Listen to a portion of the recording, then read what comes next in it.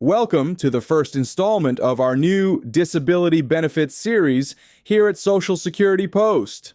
Over the next few weeks, we'll dig deep into how the Social Security Disability Insurance, SSDI, and the Supplemental Security Income, SSI programs work, what to expect, how to navigate the process, and how to fight for your rights if things get confusing. Today we're starting strong with the fundamental difference between SSI and SSDI, and why many folks get a scary 3-day denial letter only to find out their case is still active. If you're dealing with disability benefits or helping someone who is, you'll want to watch all the way through, and don't forget to like, share, and subscribe so you won't miss the rest of the series. If you recently applied for disability benefits and got an unexpected denial letter within a week, you might think it's over, but in many cases, it's not. That initial letter could be for the SSI program, not the medical decision for SSDI. Understanding that distinction can save you from panic, help you take the right next step, and keep your claim on track instead of sitting in limbo. So, stay tuned, because we're going to walk you through exactly why that happens, and exactly what you should be doing right now. Let's break it down simply. SSDI is insurance you paid into through FICA payroll taxes.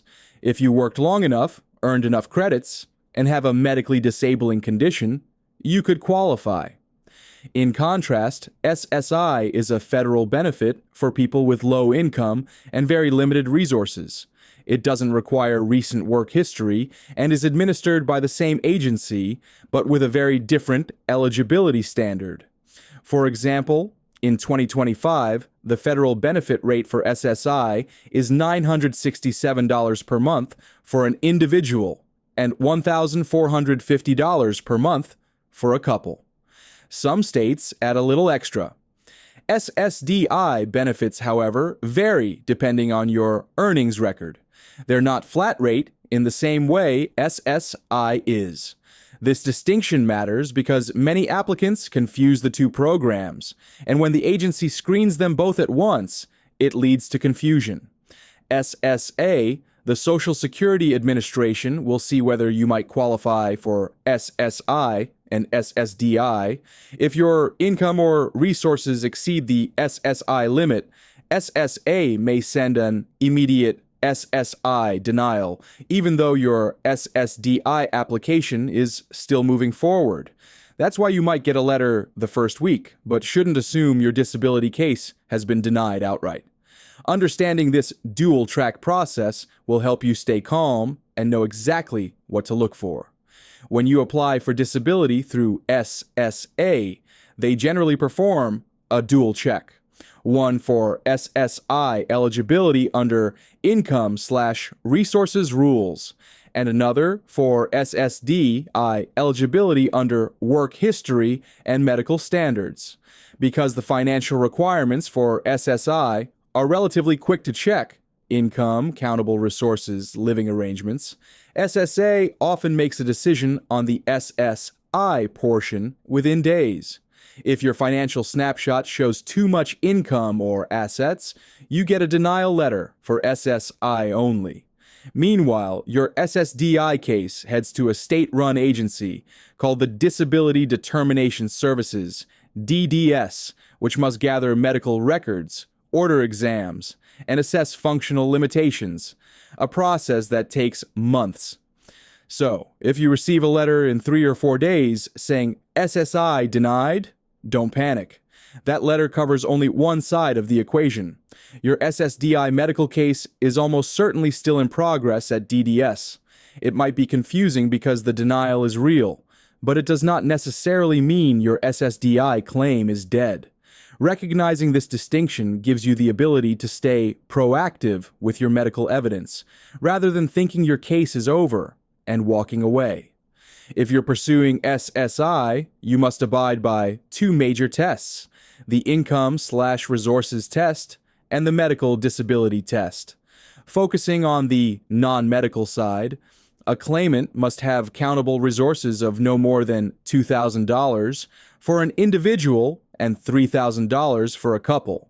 As of 2025, these resources include cash and many bank accounts, although certain items like your primary home and vehicle often don't count. The federal benefit rate, FBR, in 2025 is $967 per month for an individual and $1,450 per month for a couple. Some states provide small monthly supplements on top, depending on residency. Living arrangements matter too. If someone else is providing you with free food or shelter, SSA may count that as in-kind support and maintenance, ISM, and reduce your SSI payment. That's why the term not eligible shows up so quickly in the denial letters for the SSI track. It often reflects a financial eligibility issue rather than your medical disability alone. Because SSI decisions on the financial side can be made quickly, you may see a decision within days, even while your medical case is still being developed for SSDI. On the SSDI side, eligibility hinges on two major components: your insured status, work credits, and your medical disability standard. To qualify, you must have earned enough work credits in recent years, typically at least 20 credits in the past 10 years, though this depends on your age, and be unable to perform substantial gainful activity, SGA, because of a medically determinable impairment expected to last at least 12 months or result in death. For 2025, the monthly SGA threshold is $1,620 for non-blind individuals and $2,700 for statutorily blind individuals, a key number SSA uses to determine whether you qualify. Another part of the story concerns those already receiving SSDI who want to attempt some work. Once you're approved, you enter a trial work period, TWP, during which you can test your ability to work without losing benefits. For 2025, a month in which you earn $1,160 or more counts toward one of your TWP months. While this isn't part of the initial eligibility decision, it's critical for people anticipating or attempting return to work. In short, SSDI is about your insurance-like entitlement via work history plus disability. It's less about low income and more about being unable to engage in SGA. Once you file an application for disability via SSA, the local SSA office handles non-medical eligibility issues: age, earnings record, marital status, insured status, and then sends your file to the state agency called Disability Determination Services, DDS. DDS is funded by SSA, but run by each state. This agency is responsible for gathering your medical evidence, medical and treatment records, lab tests, imaging, opinions from your doctors, and often they'll order a consultative exam CE if needed. That's where the medical rubber hits the road.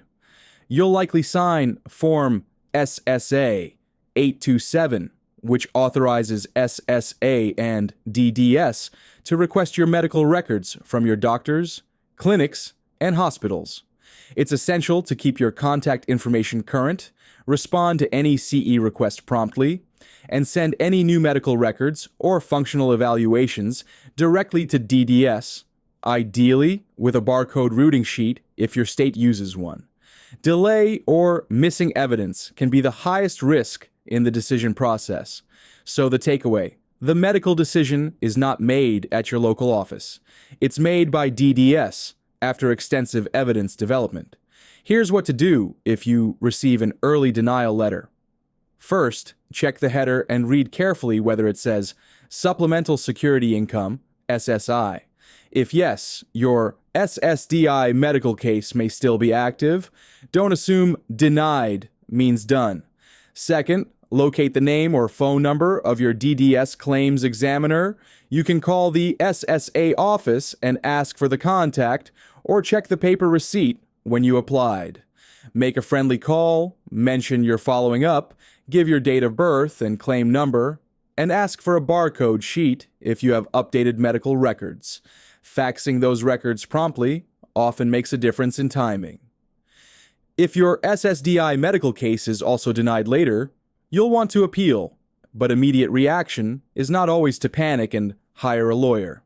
Collect records, stay in communication, and keep all documentation organized. A fast SSI denial is very common and not a dead end for your disability case. It often means you just didn't meet the needs-based test for SSI, while your insured-based SSDI case is still ongoing. Here are actionable strategies that help you stay in control. First, call DDS proactively and ask for your claims examiner's name and direct contact. If your state issues fax barcodes, get one and fax any new medical records, recent doctor visits, MRIs, functional assessments, directly to your file. Always keep the fax confirmation receipt. This step keeps your claim fresh and shows you're actively managing your case. Second, maintain a log of your functional limitations. Number of hours you can stand, walk, lift, sit, how treatments affect you, days you're hospitalized or had flare-ups. Having updated functional capacity statements from your treating physicians helps a lot at the DDS level. Finally, if you receive a denial, remember to appeal quickly. The first level is reconsideration, SSA 561. Deadlines matter. Mark your calendar for the date on the denial letter, usually 60 days, and don't let it lapse. Let's dispel 3 common myths. Myth 1, everybody is denied the first time. In fact, many claimants are approved on the initial decision. Others win at reconsideration or an ALJ hearing. It isn't an automatic no. Myth 2, if my SSI was denied, then my SSDI must be denied. That's incorrect. SSI and SSDI are separate tracks with different arenas. One decision doesn't determine the other. Myth 3. If I try to work at all, I automatically lose SSDI.